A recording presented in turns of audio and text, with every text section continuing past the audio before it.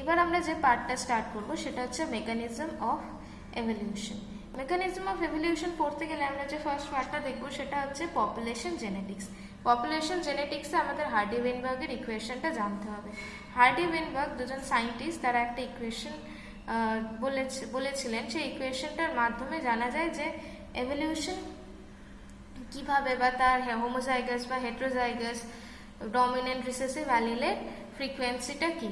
ওনারা বলেছিলেন যে কোনো পপুলেশনে এভলিউশন হবে না যখন ক্রাইটেরিয়াগুলো একটা একটা করে দেখিনি, mutation is not occurring, mutation না হলে এভলিউশন হবে না, natural selection is not occurring,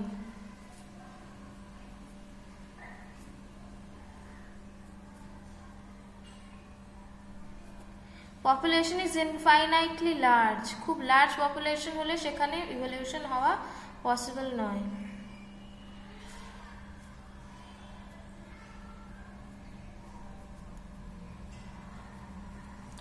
কোনো মাইগ্রেশন হচ্ছে না, no migration from or out of the population, পপুলেশনে কোনো মাইগ্রেট হয়ে আসছেও না, পপুলেশন থেকে কেউ মাইগ্রেট হয়ে যাচ্ছেও না। অল মেটিং আর র্যান্ডম, এইসব ক্রাইটেরিয়াগুলো ফুলফিল করলে এভলিউশন হবে না।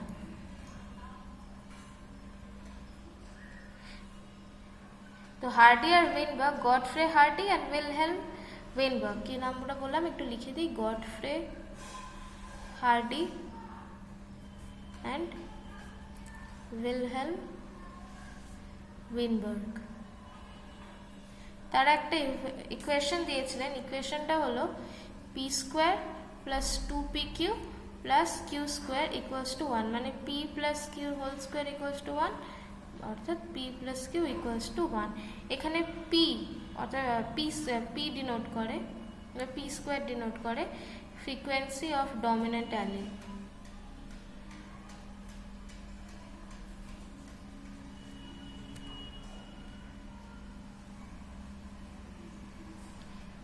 এটা কিউ স্কোয়ার ডিনোট করে ফ্রিকোয়েন্সি অফ রিসেসিভ অ্যালিল,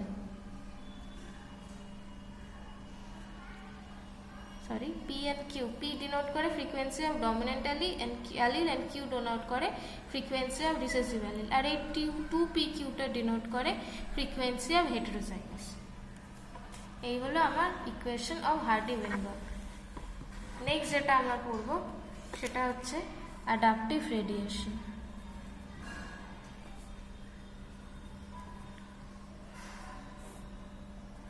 বিভিন্ন plant and animal group wide variety আর স্পেশালাইজড মোড অফ লাইফে অ্যাডাপ্টেড হয়ে যায়, এটাই হচ্ছে অ্যাডাপটিভ রেডিয়েশন। বিভিন্ন অ্যানিমাল রয়েছে, বিভিন্ন প্লান্টস রয়েছে, তারা যে যেখানে সুটেবল সেখানে সেইভাবে ছড়িয়ে যায়, সেই রকম রিসোর্সের ওপর বা সেই রকম এনভায়রনমেন্টের ওপর তারা থাকতে থাকতে অভ্যস্ত হয়ে যায়, এটাই হচ্ছে অ্যাডাপটিভ রেডিয়েশন। এক্সাম্পল কি, অস্ট্রেলিয়ান মার্সুপিয়ালস।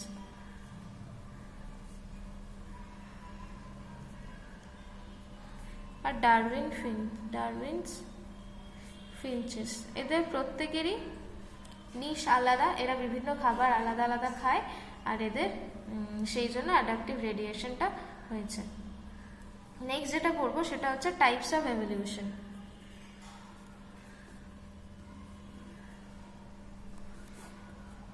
টাইপস অফ এভলিউশনের আন্ডারে আমরা ফার্স্ট যেটা পড়বো সেটা হচ্ছে convergent evolution.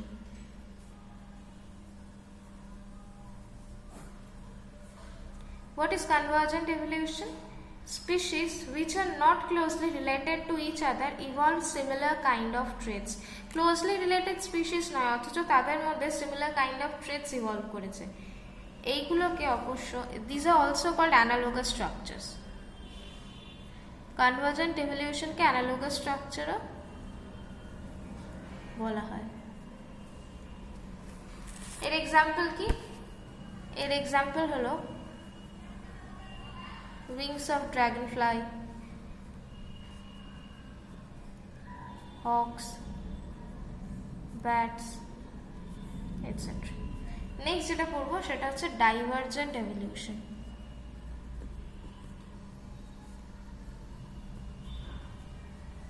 What is divergent evolution? Trait present in a common ancestor evolves into different variations over time. Common অ্যানসেস্টরেরই ট্রেট কিন্তু আলাদা আলাদা অ্যানিমালে আলাদা আলাদা রকমভাবে সেই ট্রেটটা প্রকাশ পাচ্ছে। এটাকে হোমোলোগাস ক্যারেক্টারও বলা হয়, হোমোলোগাস স্ট্রাকচারও বলা হয়। এক্সাম্পল কি? ভার্টিব্রেট লিম্বস, মানে ওয়েলের ফ্লিপার, ফ্রগের ফোর লিম্ব, এগুলো সবই হোমোলোগাস স্ট্রাকচারস। নেক্সট আমরা যেটা পড়বো সেটা হচ্ছে স্পিসিয়েশন।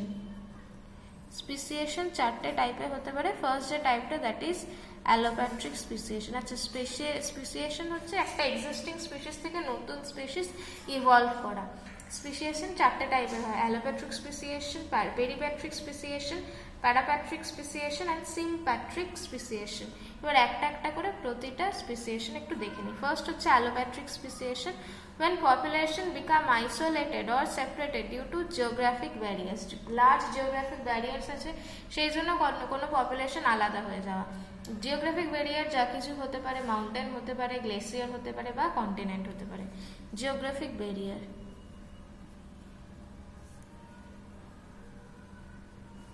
নেক্সট হচ্ছে পেরিপ্যাট্রিক স্পিসিয়েশন, when a small subpopulation becomes isolated from a larger group.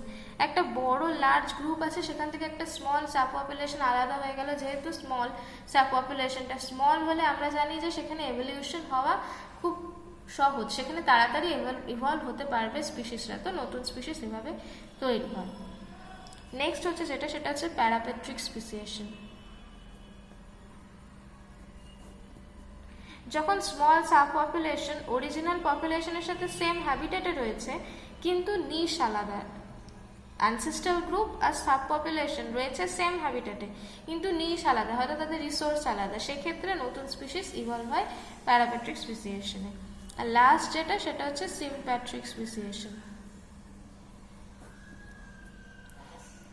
এখানে নিউ স্পিসিস ইভলভ হয় যখন অ্যানসেস্ট্রাল স্পিসিস আর ডিসেন্ডেন্ট স্পিসিস যেটা সেম পপুলেশনে ইনহ্যাবিট করে, আর সেম পপুলেশনে ইনহ্যাবিট করছে প্লাস সেম জিওগ্রাফিক্যাল রিজিয়নে আছে। সেম জিওগ্রাফিক্যাল রিজিয়নে ডিসেন্ডেন্ট পপুলেশন আর অ্যানসেস্ট্রাল পপুলেশন রয়েছে, তখনই এরা কিন্তু নতুন স্পিসিসে ইভলভ হবে।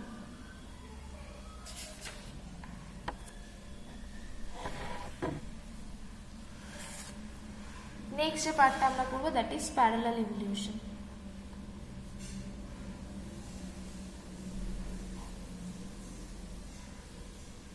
Different species of similar ancestral origin যখন সিমিলার ট্রেট ইভলভ করে সেটাই হচ্ছে প্যারালাল ইভলিউশন। তারা সিমিলার এনভায়রনমেন্টাল আসলে similar type of environmental pressure face করে বলে এই প্যারালাল ইভলিউশনটা হয়। এক্সাম্পল কি? Different leaves of plants, species আলাদা কিন্তু তাদের সিমিলার অ্যানসেস্ট্রাল অরিজিন থাকবে, তাই জন্য তারা সিমিলার ট্রেটও কিন্তু ইভলভ হচ্ছে, যেহেতু তাদের সিলেকশন প্রেশার বা এনভায়রনমেন্টাল প্রেশারটা সেম হচ্ছে। এরপর যে পার্টটা পড়বো দ্যাট ইজ কো এভলিউশন। মানে একটা স্পিসিস ইভলভ হলে তার সাথে রিলেটেড অন্য যে স্পিসিস আছে সেটাও ইভলভ হবে। যদি প্রিডেটর ইভলভ হয় তাহলে তার প্রেও ইভলভ করবে, যদি হোস্ট ইভলভ হয় তাহলে তার প্যারাসাইটও ইভলভ করবে। মানে একটা ইভলভ হলে, একটা রেভলিউশন হলে সেটা সিলেকশন প্রেশার দেবে আরেকটা এভলিউশনে। যেরকম হামিংবার্ড, আর হামিংবার্ড যে ফ্লাওয়ার থেকে নেকটার কালেক্ট করে, তো সেই ফ্লাওয়ারের এভলিউশন হলে হামিংবার্ডেরও কিন্তু এভলিউশন হবে। এটা হচ্ছে কো এভলিউশন।